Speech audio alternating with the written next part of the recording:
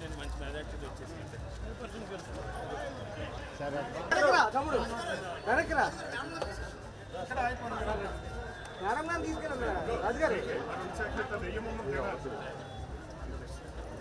Nomination ముందర తినాలి 2 ప్రసాదం 400 స్వాములు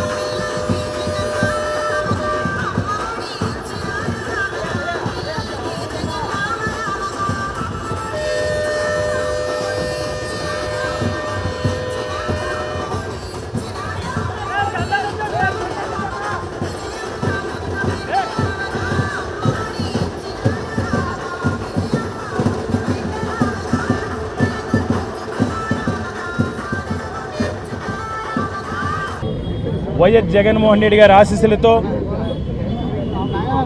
మా నియోజకవర్గంలో ఉన్న వైఎస్ఆర్ కాంగ్రెస్ పార్టీ కుటుంబ సభ్యులు విశాఖ ఉత్తర నియోజకవర్గ వైఎస్ఆర్ కాంగ్రెస్ పార్టీ తరఫున విశాఖ ఉత్తర నియోజకవర్గ శాసనసభ్య అభ్యర్థిగా ఈరోజు నామినేషన్ వేయడం జరిగింది.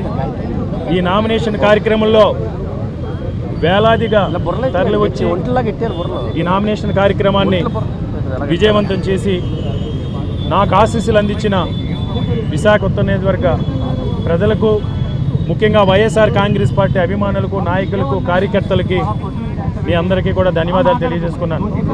ఎందుచేతంటే ఈరోజు నాకు జగన్మోహన్ రెడ్డి గారు రాజకీయంగా జన్మనిస్తే ఈరోజు జగన్మోహన్ రెడ్డి గారి ఆశీస్సులతో ఈ నియోజకవర్గాన్ని అభివృద్ధి చేయడం కోసం నాకు అడుగడుగునా కూడా సహాయ సహకారాలు అందించి నాకు రాజకీయంగా పునర్జన్మ వచ్చే విధంగా సహాయ సహకారాలు అందించిన వైఎస్ఆర్ కాంగ్రెస్ పార్టీ కుటుంబ సభ్యులందరికీ కూడా నేను శిరస్సు వంచి ఈరోజు ధన్యవాదాలు తెలియజేసుకుంటాను.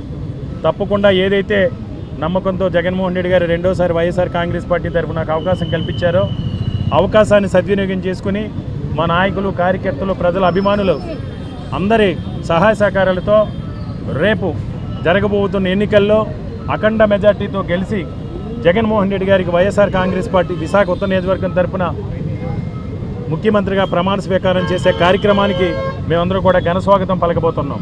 ఎందుచేతంటే ఈరోజు ముఖ్యంగా ఉత్తరాంధ్ర ప్రాంత ప్రజలందరూ కూడా గుర్తుపెట్టుకోవాల్సింది, ఉత్తరాంధ్ర ప్రాంత అభివృద్ధికి కట్టుబడి ఉన్నది ఒక వైఎస్ జగన్మోహన్ రెడ్డి గారు మాత్రమే.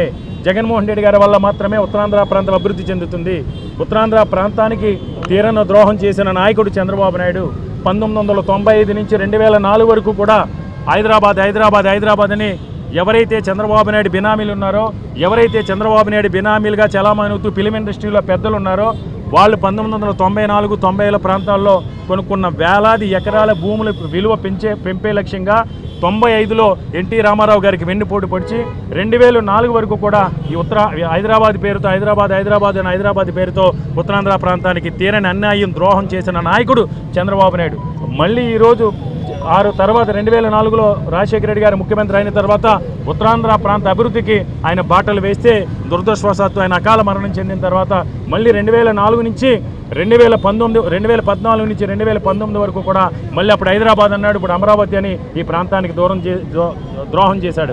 కాబట్టి అందరినీ కూడా నేను ఒకటే విజ్ఞప్తి చేస్తున్నాను, విశాఖపట్నంలో ఉన్న ప్రతి ఒక్కరూ కూడా రేపు జరగబోతున్న ఎన్నికలకి మన భవిష్యత్తుకి మనమే బాటలు వేసుకోవాల్సిన అవసరం ఉంది. ఎందుచేతంటే ఒక వైఎస్ జగన్మోహన్ రెడ్డి గారి వల్ల మాత్రమే ఆంధ్రప్రదేశ్ రాష్ట్రం అభివృద్ధి చెందుతుంది.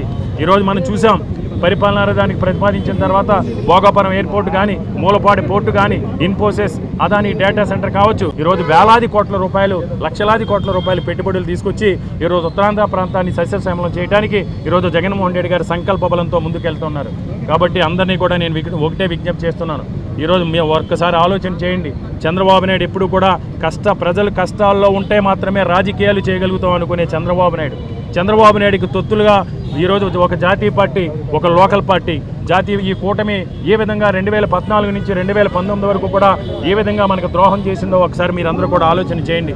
ఈరోజు వాళ్ళు కనీసం సీట్లు కూడా సర్దుబాటు చేసుకోలేని పరిస్థితుల్లో వాళ్ళు ఉంటే రేపు ఏ విధంగా ఆంధ్రప్రదేశ్ రాష్ట్ర అభివృద్ధికి వారు పాటుపడతారని మీరందరూ కూడా ఆలోచన చేయండి.